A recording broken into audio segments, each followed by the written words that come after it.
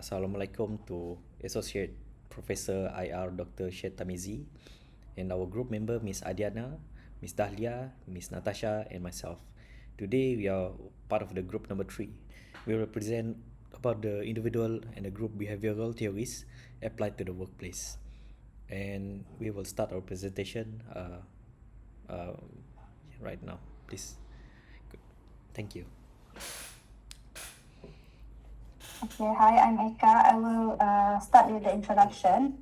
Actually, the study of organizational behavior is one that concentrates on how individuals and groups behave within the organization. This field also encompasses a variety of topics, such as team dynamics, decision-making, leadership, communication, and motivation. The relevance of organizational behavior to remote works has increased in years. And also, by applying these principles of organizational behavior, organization can gain valuable insights into addressing these challenges. Also, motivation research can assist organization in keeping remote employees motivated and engaged. Also, on helping the organization improve the collaboration and communication. Furthermore, develop an effective leadership strategies for remote teams. The problem statement in the study is also is focusing on how individuals work together as a remote employees on a virtual team. These present challenges in communication, collaboration, and maintaining a cohesive team culture.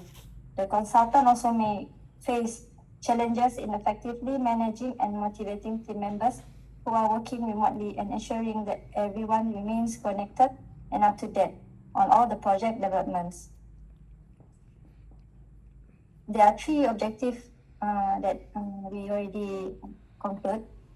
To analyze individuals with different personalities working together and which personality best suited in a remote and virtual workplace according to the Myers-Briggs indicator methodology. To explore the balance between individuality and conformity affect individuals in a team, including an appropriate structure for a successful team. To discuss and analyze on the impact towards the Big 5 personality assessment model OCEAN traits if the work environment change to a strictly structured physical workplace setting. Moving on with literature review. I'm Dahlia. Would like to present on literature review. The First and foremost, organizational behavior is defined as a study on the interaction of people with groups, which the principles are applied to make attempts primarily in making the effective business operation by COP 2023. Next, people, structure, technology, and external environment are the 4 aspects of organizational behavior, where the understanding the interaction of this aspect can assist the organizational to improve the performance, which can be made in both individual and collective manners. Next, Barrick mentioned that different personality of different people can contribute to the job performance of the employee in an organization. Lastly, the Lima mentioned that an employee's personality has an extensive impact on their job. I shall pass to Eka. Okay, I will present on the MBTI, Myers-Briggs indicator methodology.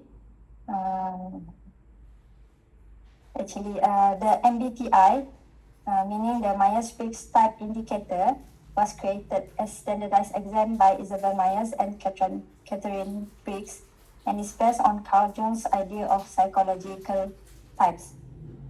This actually is a quite famous type indicator for personality assessment, where it measures the 4 dichotomies, which are extraversion versus introversion, sensing versus intuition, thinking versus feeling, and judging versus perceiving. These are the 4 personality types that were derived for the MBTI assessment measures. So we start with the extraversion versus the introversion. The extraversion is an outward, attention-focused outward people, things, action. They seek variety and action, scanning the environments for stimulation, wants to be with others, verbal communication, and also learn by doing. Whereas introversion is the attention focused inward, concept, ideas, feelings, such as concepts, ideas, and feelings. They also seek quiet for concentration, probing inwardly for stimulation, wants time to be alone, written communication, and learning than doing. But actually these introverts are typically better suited for a remote office setting because they are comfort with solitude and prefer spending time alone, also engaging in independent work. So thus remote office provide a comfortable environment for introverts to focus and be productive. Next is sensing versus intuition. For sensing, they will perceive with five senses, reliance on experience and actual data, facts, practical and pragmatic, realistic, paying attention to details, and also following procedures and routine. Whereas the intuition, perceiving with memory and sixth sense. They like to see patterns, ideas, and meanings. Theoretical and innovative, imaginative, and looking at the big picture instead of attention to details. And they like exploring new ideas and solutions. Thus, we choose the intuition personalities, which can be valuable in a remote setting, as they may find new ways to collaborate and communicate effectively, and they also adapt quickly to new information and or changing circumstances. Moving on to thinking versus feeling. Thinking based on the logic of situation. They use logic, cause and effect reasoning. They also can be tough-minded and valuing consistency and adherence to principles. Whereas feeling personalities based on impact on people, guided by personal values and feelings, may appear tender-hearted, tend to be more diplomatic and tactful in their communication. So thus this thinking individual is the most preferable to work in the remote or virtual workplace, as they tend to make decisions based on logic and objective analysis, which can be helpful in a virtual workplace where data-driven decision-making is often required, and also straightforward and clear in their communication. Last but not least, judging versus perceiving. So judging personality focus on completing the task, deciding and planning, very structured and organizing and scheduling, controlling and regulating. They also respect rules, guidelines and authority. But they are also proactive and like to complete tasks ahead of time rather than waiting until the last minute. Whereas the perceiving personalities focusing on starting tasks, taking in information, then adapting and changing. They are also open-minded and like to question the rules, guidelines, or authority. They also like to keep their options open and delay decision making, allowing for new information or opportunities to emerge. So for these dichotomies, we choose judging personalities. They are more preferable for virtual and remote workplace, as they tend to be more organized, structured, self-disciplined, and good at time management. They also focus on setting and achieving goals may help them to stay on track and meet deadlines, which can be beneficial in a remote setting. Next, in conclusion, the 4 personality best suited to work in a remote or virtual workplace are the INTJ, which are introverted, intuitive, thinking, and judging. This is one of the 16 personalities typed in the Myers-Briggs type indicator. Commonly also referred as an architect or mastermind. They tend to be extremely independent, analytical, self-driven, love working alone, and feel at ease using technologies. Strong analytical and strategic thinking skills, which can be helpful in a remote working environment. And also they value independence and autonomy. where remote work often provides more freedom to manage their own schedules and work at their own pace. I will pass this to my other teammates. Thank you. Thank you to Miss Natasha for giving the excellent presentation uh, on the INTJ and the indicators. Today we're presenting about the balance between the individuality and conformity effect individualism in the team environment. Before we go into in-depth discussing and also explaining about the individuality and conformity, we need to understand, we need to know and understand the basic concept of organization. Organization is part of the group whereby a group of people work together in one single team, and in company a team is part of very essential and crucial for company to achieve their target and also their objective. And there are some company who knowledge driven company, they are fully reliant on the employees, so employee is part of the asset of the company to make sure that the company is achieving their goals. The company required to have a very good team in place, to a good team, very skilled team, very skilled individual and staff. So it is a very crucial for the company to have a good staff in the company. Unfortunately, as the company grow from time to time, from maybe the company started from 5%, it grow until 10, 100, and even 1,000% in one single organization. So managing employee is part of the critical and essential to ensure that the working environment become very healthy. So as part of the managing human resource in company, understanding of the individuality and conformity is a very critical element in both the psychologically and also human resource management. So the individuality is the person whereby the it is a self-driven it's a self-driven actually. And after that, the conformity is whereby it is the organization behavior tendency for people to change the action. In other words, when other people try to have a group of people, new people coming in, so the conformity type of workers, they are tend to try to blend in inside the organization. So if the organization, if the whole team say no, they will try to blend in to say no to. That is the conformity actually.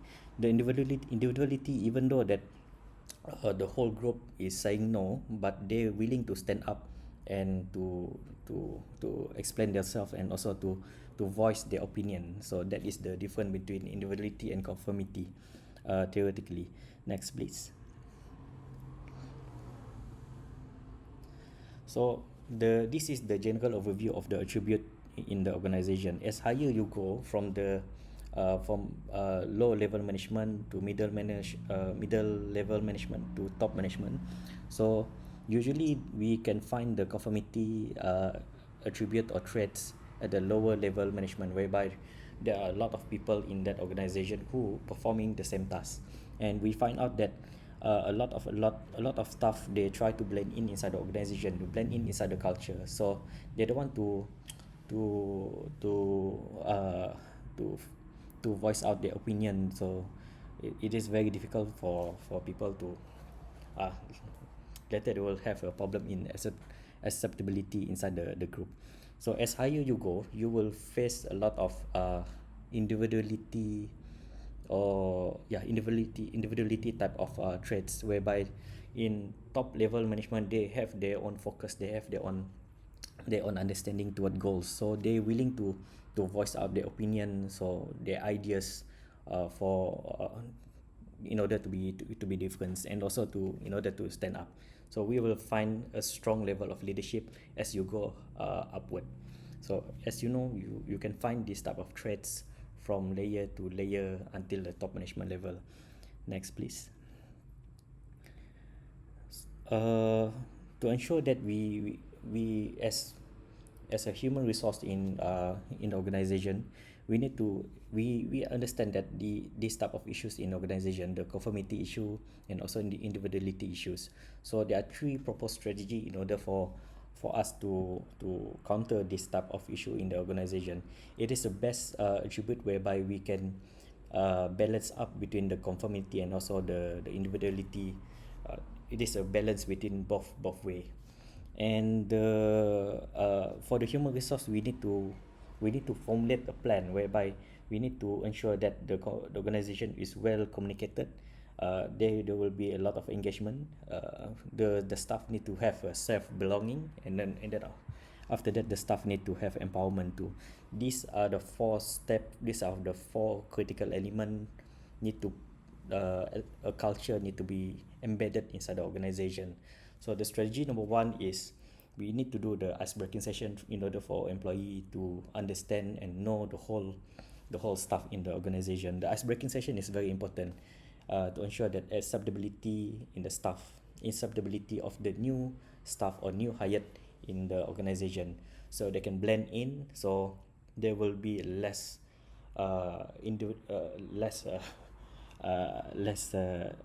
less issues in the conformity and also the individuality. So we need to have a training session too, a training session to increase the threats, to increase the what call the performance of the employee and also the the performance of the employee. And then after that, the strategy number three is as a leader, we need to give the staff a small task first in order for them to, after they achieve successfully implemented the small task, we will start to give another task, another task, another task. So this type of compounded success rate will increase their confidence in order for them to grow together with the organization. As I mentioned earlier, achieving between the balance between the individuality and the conformity is a critical element. If the person is more go toward individuality, then we will have a problem of the ego. We will have a problem in that there is no communication. We will have a problem whereby too much a single point directive leadership, only one person betul, it is not good enough. Whereby the conformity is, the workers go more toward the conformity is not very good too. So they try to blend in inside the organization. There is no improvement. They are scared to voice out their opinions for them to for the organization to grow. The organization, we required more knowledge. We required more ideas in order for us to expand the businesses. So the balance between the conformity and also the individuality is a critical element in organization. I will pass to Miss Dahlia. That's all for me. Thank you again.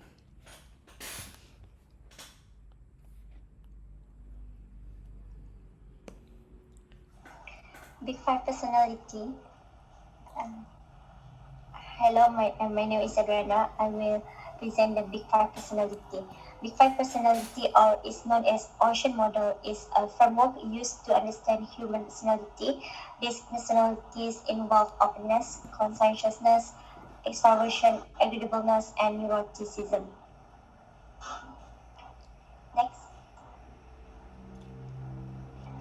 One significant environmental factor that could impact the way people work is the changes of the work environment.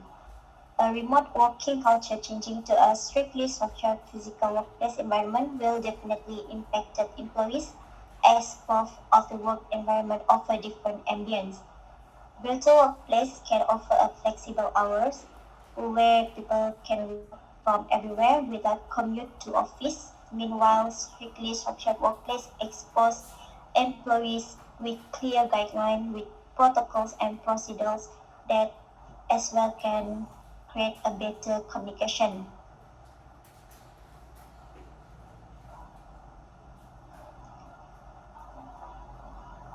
So openness is a trait that measures individuals' level of creativity, way of thinking, and curiosity.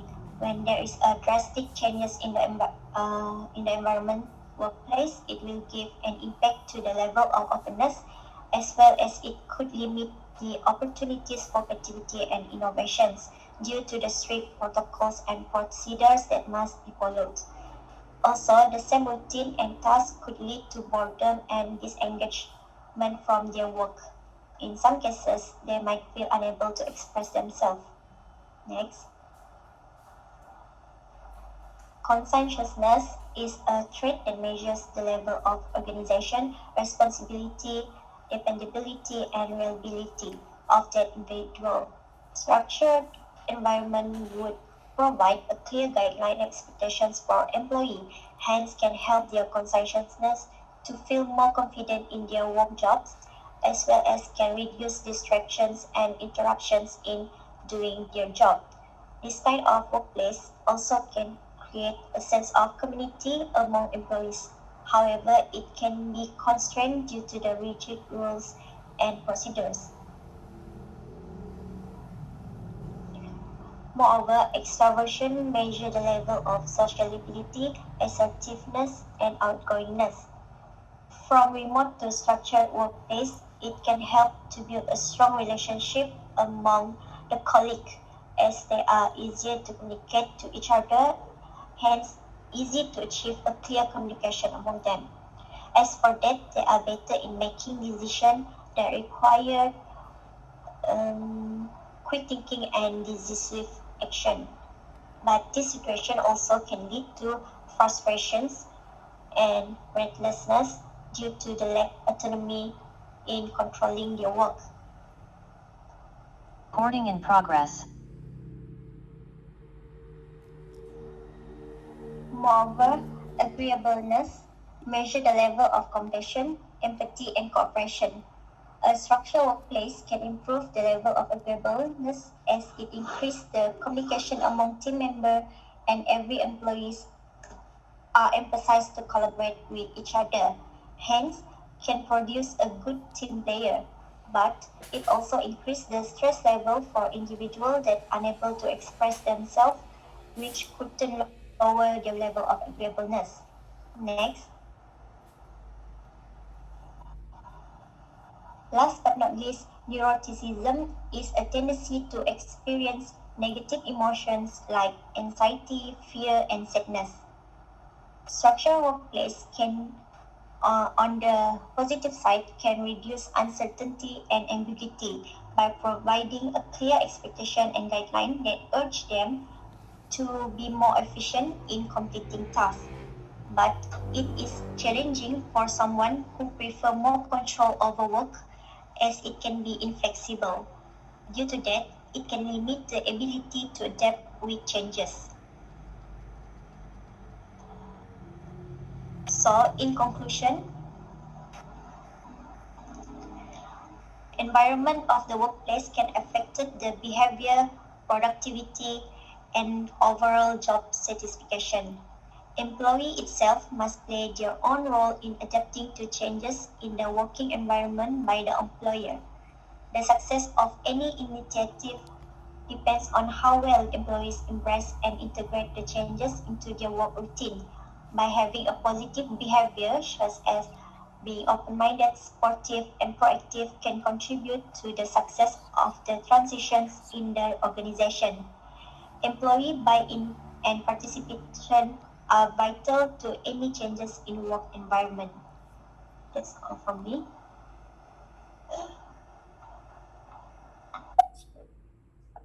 Hello, I'm Dahlia here. I shall proceed with recommendation. Next. There are two parts of under this recommendation. There are two parts which are employee strategies and also organization strategies. Can we go back to the slide before?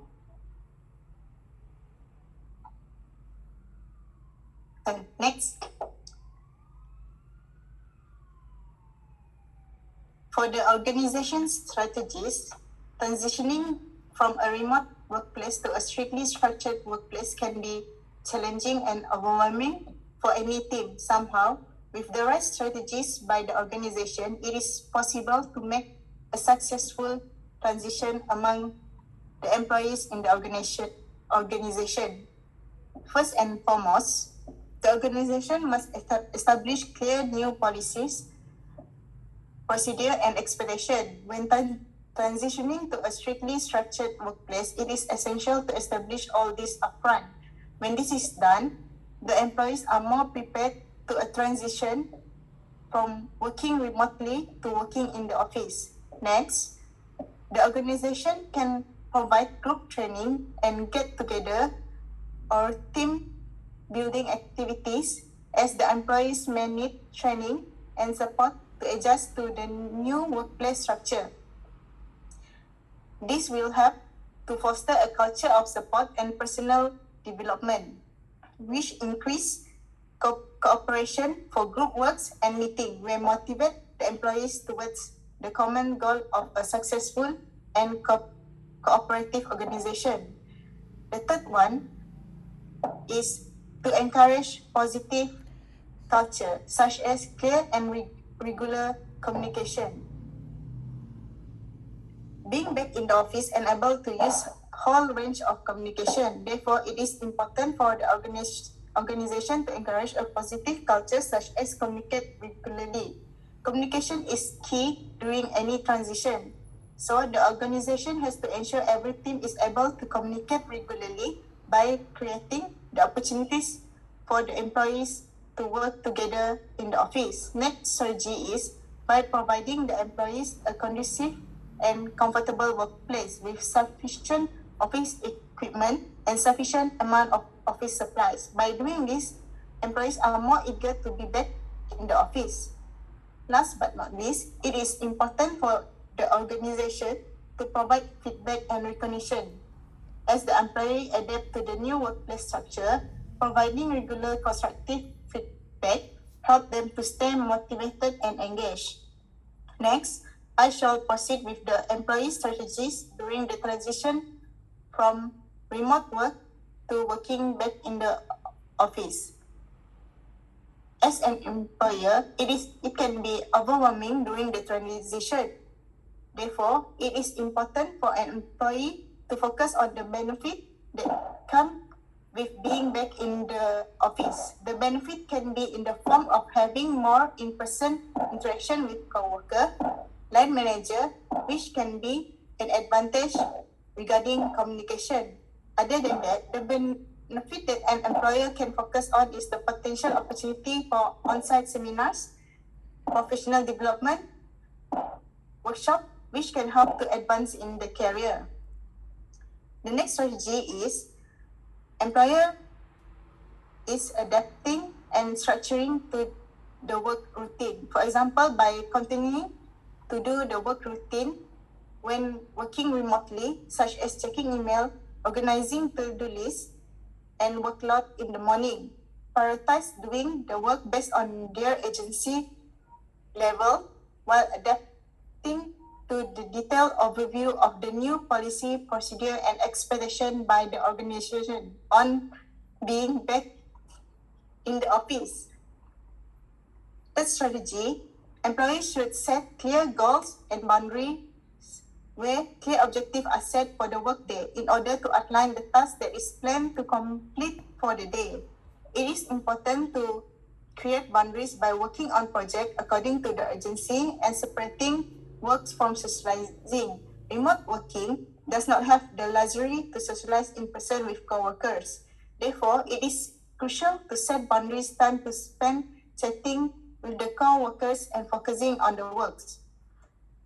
The last strategy for an employee is to create a working days which is more welcoming for oneself to be back in the office by equipping sufficient office supply and adding items from the remote working item previously, which can help to get used to the new space and feel more comfortable in the work environment. Okay, that's all